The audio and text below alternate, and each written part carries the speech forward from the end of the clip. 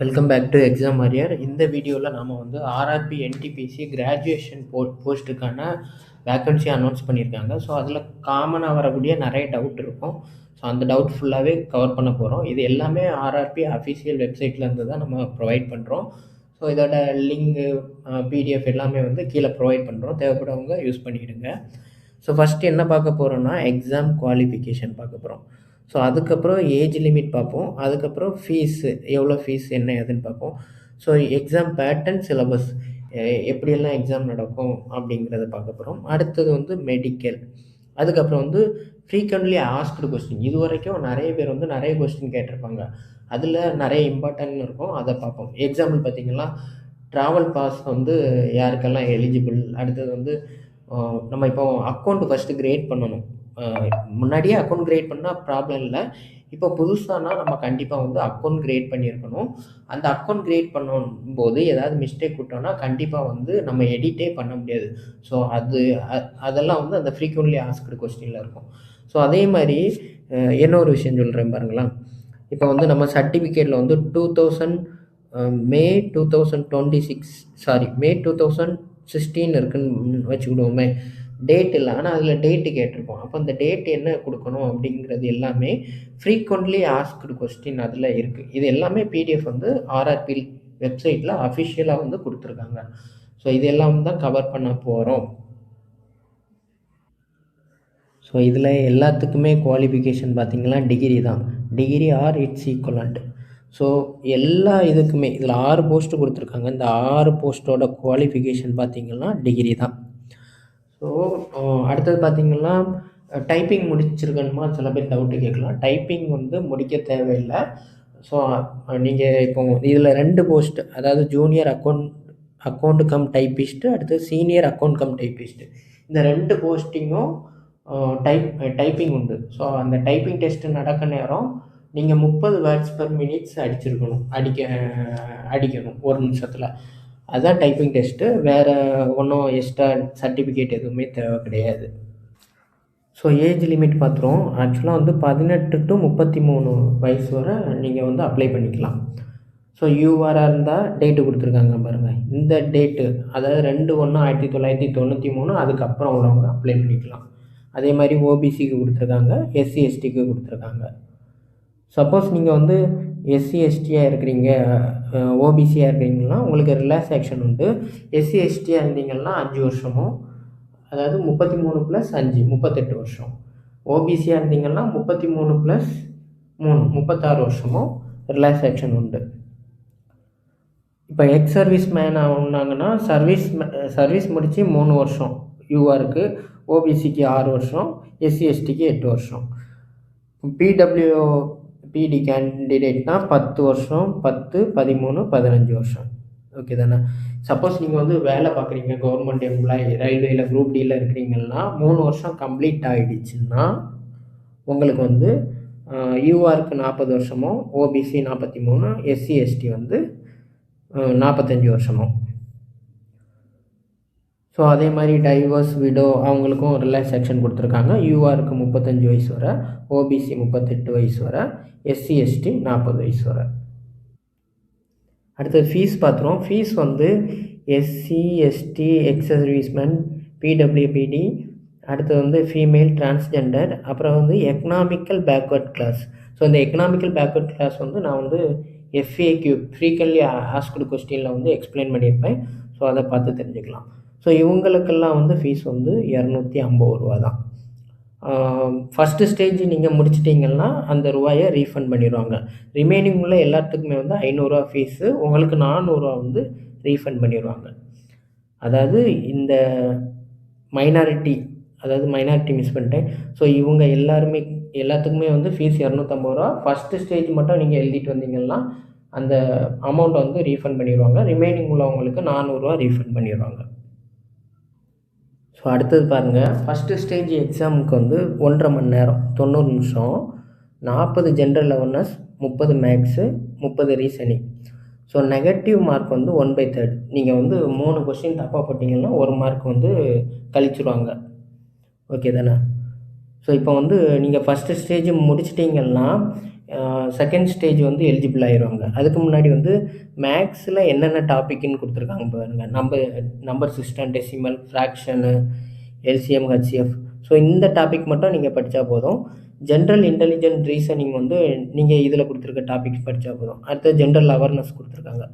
So PDF provide பண்ணுறேன், அதை தேவைப்படுறவங்க யூஸ் பண்ணிக்கிடுங்க. ஸோ இதில் நீங்கள் போகிறவங்க என்ன பண்ணலான்னா, அதாவது இதில் ஃபஸ்ட்டு ஸ்டேஜ் பாஸ் ஆகிட்டிங்கன்னா அதுலேருந்து 15 டைம்ஸ் வந்து செகண்ட் ஸ்டேஜுக்கு எடுத்துக்குவாங்க. 15 டைம்ஸ்னால் இப்போ 1000 வேக்கன்சி இருக்குன்னா 1500 பேரை வந்து செகண்ட் ஸ்டேஜுக்கு எடுப்பாங்க. ஓகே தானே? ஸோ இதில் பாருங்களேன், ஜென்ரல் அவேர்னஸ் வந்து முன்னாடி வந்து ஜென்ரல் அவேர்னஸ் 40 இருந்துச்சு, ஒரு 10 கூட்டியிருக்காங்க. மேக்ஸில் வந்து ஒரு 5 கொஸ்டின் கூட்டியிருக்காங்க. ஜென்ரல் இன்டெலிஜென்ட் ரீசனிங் வந்து 30. டோட்டலாக வந்து 120 கொஸ்டின். அங்கே 100 கொஸ்டின் தான், இங்கே 120 கொஸ்டின். ஆனால் டைம் வந்து சேம் தான். இங்கே 1.5 மணி நேரத்தில் 120 கொஸ்டின் போடணும். ஸோ இதுலேயும் நெகட்டிவ் மார்க் வந்து 1/3 தான். இதுலேயும் பாருங்களேன், மேக்ஸுக்கு சிலபஸ் கொடுத்துருக்காங்க, ரீசனிங், அப்புறம் ஜென்ரல் அவேர்னஸ் சிலபஸ் கொடுத்துருக்காங்க. ஸோ இந்த இது மட்டுமே நீங்கள் படித்தாலே போதும். ஸோ இதெல்லாம் முடிச்சிட்டிங்கன்னா, அதாவது ஃபஸ்ட்டு ஸ்டேஜ் எக்ஸாம் வந்து எல்லாத்துக்குமே காமன், செகண்ட் ஸ்டேஜ் எக்ஸாமும் எல்லாத்துக்குமே காமன். அடுத்த எக்ஸாம் வந்து இப்போ பார்த்தீங்கன்னா கூட்ஸ் ட்ரெயின் மேனேஜரும், அடுத்தது வந்து சீஃப் கமர்ஷியல் டிக்கெட் சூப்பர்வைசர். இந்த 2 எக்ஸாம், ரெண்டுக்குமே வந்து 2 எக்ஸாம் தான். அதோடய முடிஞ்சிச்சு. நீங்கள் கட் ஆஃப் எடுத்திருந்தீங்கன்னா நீங்கள் எலிஜிபிள், உங்களை வந்து செலக்ட் பண்ணிடுவாங்க. ஸோ ரிமைனிங் உள்ளதில் இந்த சீனியர் கிளர்க் டைப்பிஸ்ட் இந்த போஸ்ட்டு, அடுத்தது வந்து ஜூனியர் அக்கௌண்ட் அசிஸ்டண்ட், இந்த 2 போஸ்ட்டுக்குமே வந்து டைப்பிங் டெஸ்ட் உண்டு. டைப்பிங் டெஸ்ட் வந்து சர்டிஃபிகேட் தேவை கிடையாது. நீங்கள் வந்து 30 வேர்ட்ஸ் பெர் மினிட்ஸ் வந்து இங்கிலீஷில் டைப் பண்ணி காமிக்கணும். ஓகே தானே? இதுதான் டைப்பிங் டெஸ்ட். அடுத்த டெஸ்ட் நடக்கும். சப்போஸ் நீங்கள் வந்து ஸ்டேஷன் மாஸ்டர், அடுத்தது வந்து டிராஃபிக் அசிஸ்டண்ட் வந்து எலிஜிபிளாக இருக்கீங்கன்னா உங்களுக்கு கம்ப்யூட்டர் பேஸ்டாக ஆப்டிடியூட் டெஸ்ட் நடக்கும். இது வேறு ஒன்றும் இல்லை, சைக்காலஜி டெஸ்ட் அப்படிம்பாங்க. ரீசனிங் மாதிரியே இருக்கும். இந்த டெஸ்ட்டு அடுத்த டெஸ்ட். இதில் குவாலிஃபை ஆகிட்டிங்கன்னா உங்களுக்கு டிவி, ஃபர்தராக மெடிக்கல், டிவி இதெல்லாம் இருக்கும். ஸோ அடுத்தது ஒரு விஷயம் பார்த்துருவோம். மொத்தம் வந்து உங்களுக்கு 21 போர்டு இருக்குது, என்ன இருக்குல்ல.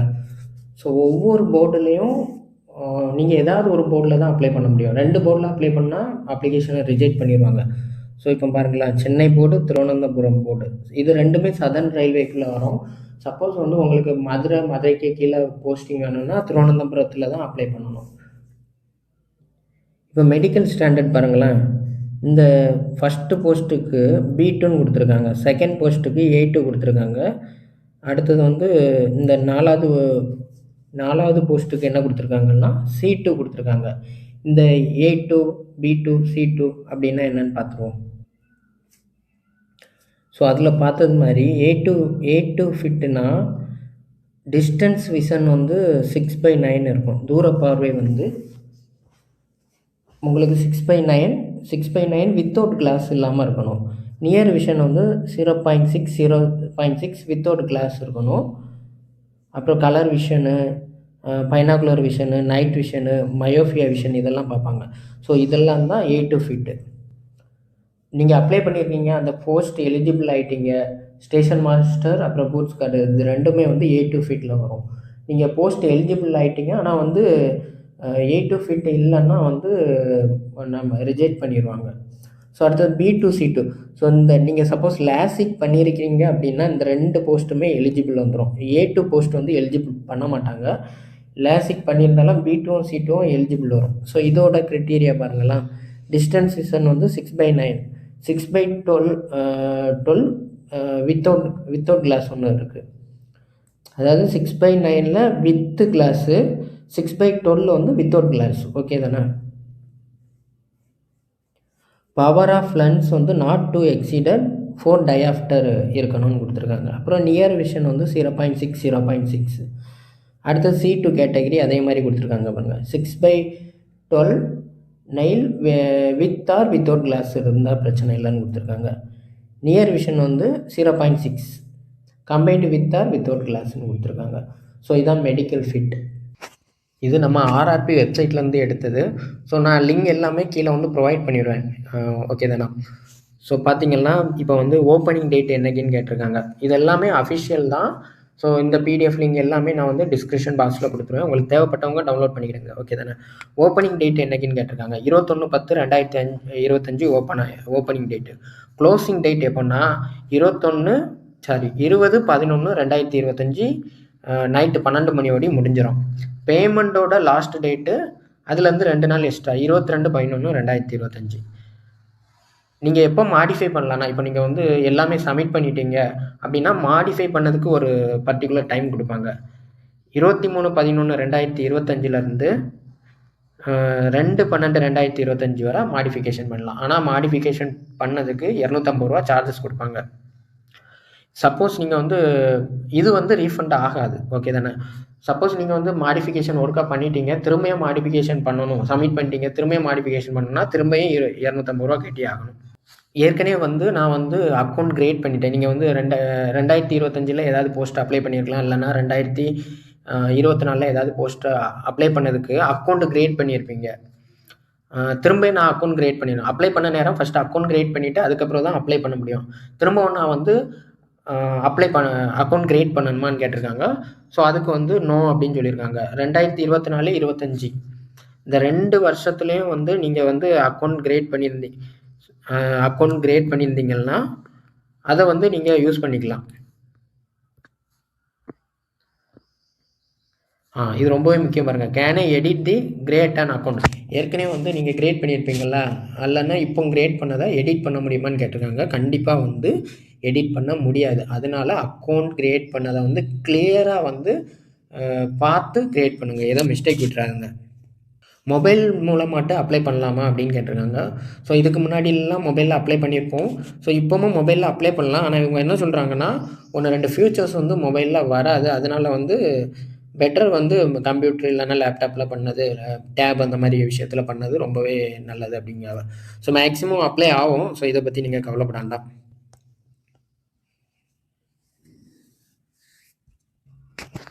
இப்போ ஏற்கனவே நான் சொன்னேன் 18 போர்டு இருக்குது. RRB Thiruvananthapuram, RRB Chennai, RRB Bhopal, RRB Mumbai. So நம்ம இப்போ வந்து ஆர்ஆர்பி சென்னையில் அப்ளை பண்ணிட்டோம். இனி போய் ஆர்ஆர்பி மும்பையில் அப்ளை பண்ணலாமான்னா கண்டிப்பாக பண்ணக்கூடாது. மொத்தத்தில் எல்லா அப்ளிகேஷனுமே ரிஜெக்ட் ஆயிரும். அடுத்து கேட்டிருக்காங்க can I apply more then 1 RRB. அது பண்ணக்கூடாது கண்டிப்பாக. நோ. அதாவது நான் லேசிக் சர்ஜரி பண்ணியிருக்கேன், நான் வந்து எலிஜிபிளா அப்படின்னு கேட்டிருக்காங்க போஸ்டிங்கு. கண்டிப்பாக வந்து நீங்கள் எலிஜிபிள் தான். ஆனால் B2, C2 கேட்டகரிக்கு எலிஜிபிள். A2 கேட்டகரி எலிஜிபிள் ஆக மாட்டீங்க. A2வில் வந்து ஸ்டேஷன் மாஸ்டரும் கூட்ஸ் கார்டும் வரும். ஸோ அந்த போஸ்ட் வந்து நீங்கள் வந்து எலிஜிபிள் வர மாட்டீங்க.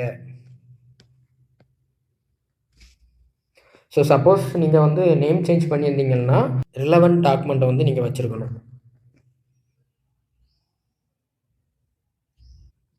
இப்போ ஏற்கனவே அக்கௌண்ட் கிரியேட் பண்ணிட்டீங்க, உங்கள் அக்கௌண்ட் இதை வந்து பாஸ்வேர்டெலாம் மறந்துட்டீங்க அப்படின்னா அதுலேயே வந்து ஃபர்கட் பாஸ்வேர்டுன்னு ஒரு ஆப்ஷன் இருக்கும். அதை கொடுத்தீங்கன்னா உங்களுக்கு ஜிமெயிலுக்கு மெயில் வரும். அந்த மெயிலில் உள்ள லிங்கில் போயிட்டு அந்த பாஸ்வேர்டை போட்டு இது பண்ணிக்கலாம். அதே மாதிரி பாஸ்வேர்டை சேஞ்சும் பண்ணிக்கலாம்.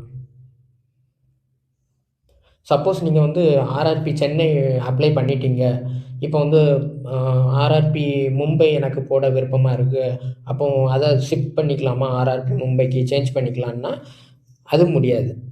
எந்த போர்டில் போட்டிருக்கீங்களோ அந்த போர்டில் தான் பண்ண முடியும்.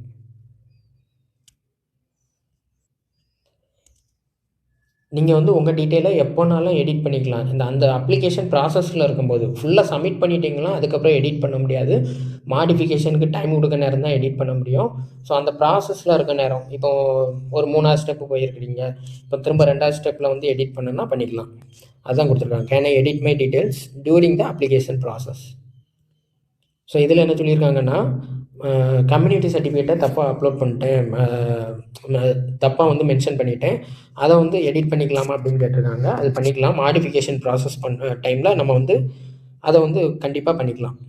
ஸோ இப்போ வந்து நம்ம அப்ளிகேஷன் ப்ராசஸ் ஒவ்வொரு ஸ்டெப்பாக போயிட்டு பேமெண்ட் ஸ்டெப் போயிட்டோம். இனி வந்து அப்ளிகேஷனை வந்து எடிட் பண்ணிக்கலாமான்னு கேட்டால் கண்டிப்பாக முடியாது. ஸோ பேமெண்ட்டு ப்ராசஸ் போகிறதுக்கு முன்னாடி, சப்மிஷன் கொடுக்கறதுக்கு முன்னாடி நம்ம வந்து எடிட் பண்ணிக்கலாம். அதுக்கப்புறம் கண்டிப்பாக வந்து எடிட் பண்ண முடியாது. யாரெல்லாம் வந்து ஃப்ரீ ட்ராவல் அத்தாரிட்டிக்கு எலிஜிபிள் அப்படின்னு கேட்டிருக்காங்க.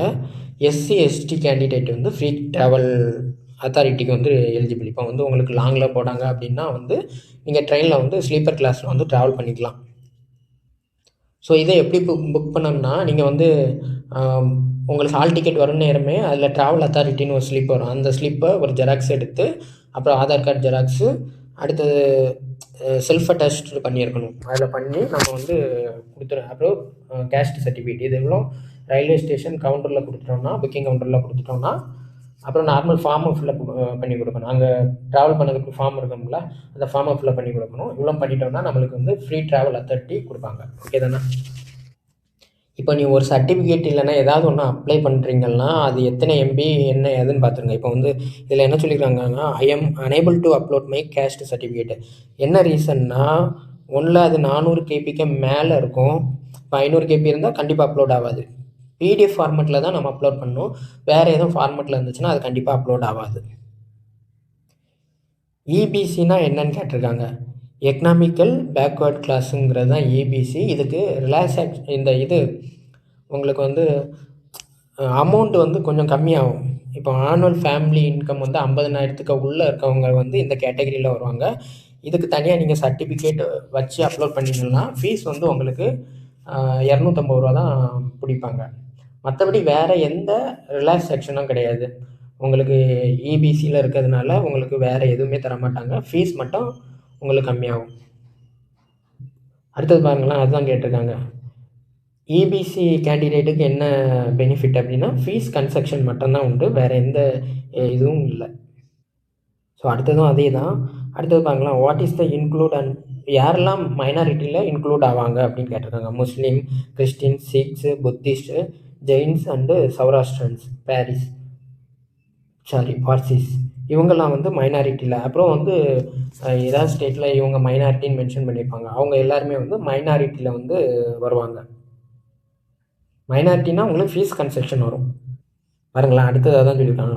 Minority candidate R given fees concession only, not eligible for reservation benefit. Special reservation எதுவுமே கொடுக்க மாட்டாங்க. மைனாரிட்டியாக இருந்தாலும் சரி, எக்கனாமிக்கல் பேக்வர்ட் கிளாஸாக இருந்தனாலும் உங்களுக்கு அது கிடையாது. ஃபீஸ் கன்செஷன் வந்து யாரெல்லாம் எலிஜிபிள்னு கேட்டிருக்காங்க. எஸ்சி எஸ்டி, எக்ஸ் சர்வீஸ்மேன், பிடபிள்யூபிடி, அடுத்தது வந்து female transgender minority and economical backward class. Economical weaker section வேறு, எக்கனாமிக்கல் பேக்வர்ட் கிளாஸ் வேறு, ரெண்டும் குழப்பிடாதுங்க. அடுத்து ரொம்பவே முக்கியம், இப்போ நீங்கள் கவர்மெண்ட் எம்ப்ளாயாக இருக்கிறீங்கன்னா என்ன பண்ணணும்னா என்ஓசி கொடுக்கணும். என்ஓசி வந்து நீங்கள் உங்கள் சுப்பீரியருக்கு மென்ஷன் பண்ணிடணும். இந்த மாதிரி நான் அந்த போஸ்டிங் அப்ளை பண்ணியிருக்கிறேன், இது வந்து நான் பார்க்க கரண்ட் ஜாபோடி ஹையர் பொசிஷன், அதனால் அப்ளை பண்ணியிருக்கேன்ட்டு நீங்கள் மென்ஷன் பண்ணிடணும். எப்போ நீங்கள் வந்து இந்த என்ஓசி சப்மிட் பண்ணணும்னா டாக்குமெண்ட் வெரிஃபிகேஷன் டைமில் வந்து கண்டிப்பாக வந்து சப்மிட் பண்ணணும். இப்போ வந்து நீங்கள் இப்போ அப்ளை பண்ணிட்டீங்க, அதுக்கப்புறம் நீங்கள் சென்ட்ரல் கவர்மெண்ட் இல்லைன்னா ஸ்டேட் கவர்மெண்ட்டில் வேலை பார்க்குறீங்கன்னா, நான் இப்போ என்ஓசி சப்மிட் பண்ணணுமான்னு கொஸ்டின் கேட்டிருக்காங்க. கண்டிப்பாக நீங்களும் வந்து என்ஓசி வாங்கணும். இப்போ ஊனமுற்றவர் இருப்பாங்கள்ல, அவங்க வந்து அந்த க்ரிட்டீரியாக்குள்ளே வரணும்னா எவ்வளோ பெர்சன்டேஜ் ஊனம் இருக்கணும் அப்படின்னு கேட்டிருந்தாங்க. ஸோ 40% அதுக்கு மேலே இருந்துச்சுன்னா அவங்க வந்து அந்த பெனிஃபிட்ஸ் அனுபவிக்க அவங்க எலிஜிபிள். ரீஃபண்ட் ஃபீ வந்து யாரெல்லாம் எலிஜிபிள்னு கேட்டிருக்காங்க. நான் முன்னாடியே சொன்னது தான், சிபிடி 1 கம்ப்யூட்டர் பேஸ்ட் டெஸ்ட்டு யாரெல்லாம் அட்டன் பண்ணியிருக்காங்களோ அவங்களுக்கெல்லாம் ரீஃபண்ட் ஃபீஸ் கண்டிப்பாக கிடைக்கும். ஸோ இது வந்து அப்ளிகேஷன் அப்ளை பண்ண நேரம் அதில் வந்து மெட்ரிகுலேஷன் மட்டும்தான் எனேபிள் இருக்கும். நீங்கள் மெட்ரிகுலேஷன் எஸ்எஸ்எல்சி குவாலிஃபிகேஷன் கொடுத்துட்டு அதுக்கு கீழே ஆட் பட்டன் இருக்கும். அதில் போய்ட்டு 12th அடுத்தது ஆட் கொடுத்து டிகிரி இதெல்லாம் கொடுக்கணும். அதான் கேட்டிருக்காங்க. மெட்ரிகுலேஷன் மட்டும்தான் இருக்குது, நான் டிகிரி எப்படி ஆட் பண்ணதுக்கு அப்படின்னு கேட்டிருக்காங்க. அதர் குவாலிஃபிகேஷனை எப்படி ஆட் பண்ணதுக்குன்னு கேட்டிருக்காங்க. கீழே ஆட் பட்டன் இருக்கும், ஆட் பட்டனை கொடுத்து நீங்கள் பண்ணணும். இது ரொம்பவே முக்கியம். இப்போ டிகிரி சர்டிஃபிகேட்டில் மந்தும் இயரும் இருக்குது, ஆனால் வந்து டேட்டு கேட்டிருக்காங்க. நான் அதில் டேட்டே இல்லை, நான் எந்த டேட்டை கொடுப்பேன் அப்படின்னு கேட்டாங்கன்னா, இப்போ சப்போஸ் நீங்கள் வந்து மே 2023 கம்ப்ளீட் பண்ணியிருக்கீங்கன்னா, மேல வந்து லாஸ்ட் டேட் என்னென்னா 31. அப்போது 31/5/2023 அப்படின்னு கொடுக்கணும் அப்படின்னு சொல்லியிருக்காங்க. அடுத்தது பாருங்க, கேஸ்ட் சர்டிஃபிகேட் வந்து 400 கேபிக்கு உள்ளே இருக்கணும். சிக்னேச்சர் வந்து 30 கேபி டு 49 கேபிக்குள்ளே இருக்கணும். ஸோ இதுக்கு கம்மியாக இருந்தாலும் சரி, கூட இருந்தாலும் சரி, அது எடுத்துக்காது.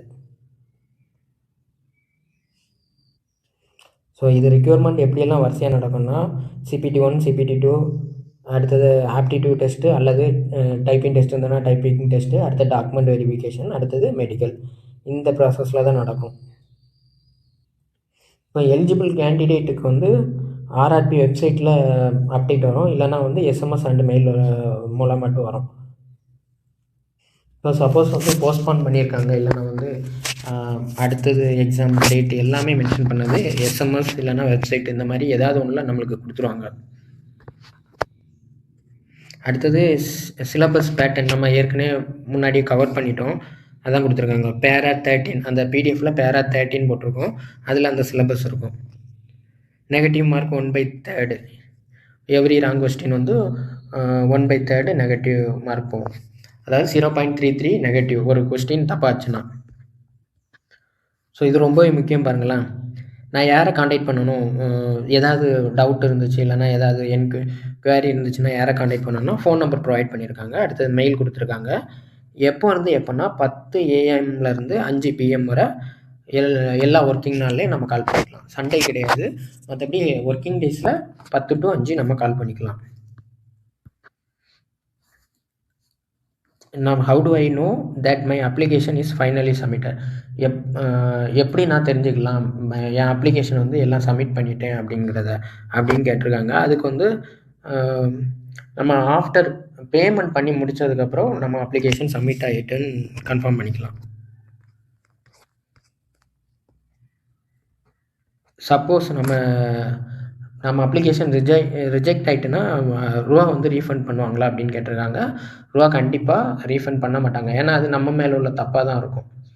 ஏதாவது தப்பு நம்ம மிஸ்டேக் பண்ணியிருப்போம், கரெக்டான இதில் கொடுத்துருந்தோன்னா எந்த மிஸ்டேக்குமே வராது, அதனால தான் இப்படி சொல்லியிருக்காங்க. ஃபோட்டோ எப்படி இருக்குன்னா, நம்ம அதாவது ஒயிட் கலரு ட்ரெஸ் இருக்கக்கூடாது. அதே மாதிரி பேக்ரவுண்ட் வந்து நம்ம ட்ரெஸ்ஸும் பேக்ரவுண்டும் டிஃப்ரெண்ட்டாக இருக்கணும். அடுத்தது நேராக நிற்கணும், அந்த மாதிரி தான் இன்ஸ்ட்ரக்ஷன் கொடுத்துருக்காங்க. கேப்பு போடக்கூடாது, ஸ்பெக்ஸ் போடக்கூடாது. ஸோ இதெல்லாம் வந்து அந்த லைவ் ஃபோட்டோ எடுக்கும்போது இது பண்ண வேண்டிய விஷயங்கள். ஸோ சப்போஸ் வந்து ஃபோட்டோ ஒழுங்காக வரல அப்படின்னா நீங்கள் என்ன பண்ணிக்கலாம்னா திரும்ப ஃபோட்டோ எடுத்துக்கலாம், அதில் ரீடேக் ஃபோட்டோ அப்படின்னு இருக்கும், அதை நீங்கள் எடுத்துக்கலாம். அதே மாதிரி சிக்னேச்சர் வந்து நீங்கள் ஸ்கேன் பண்ண நேரம் சிக்னேச்சர் வந்து பிளாக் இங்கில் தான் வந்து நீங்கள் சைன் போடணும், ரன்னிங் லெட்டரில் இருக்கணும். ஓகே ஃப்ரெண்ட்ஸ், இவ்வளோ தான் வீடியோ. உங்களுக்கு வேறு ஏதாவது டவுட் இருந்துச்சுன்னா கண்டிப்பாக வந்து கமெண்டில் மென்ஷன் பண்ணுங்கள்.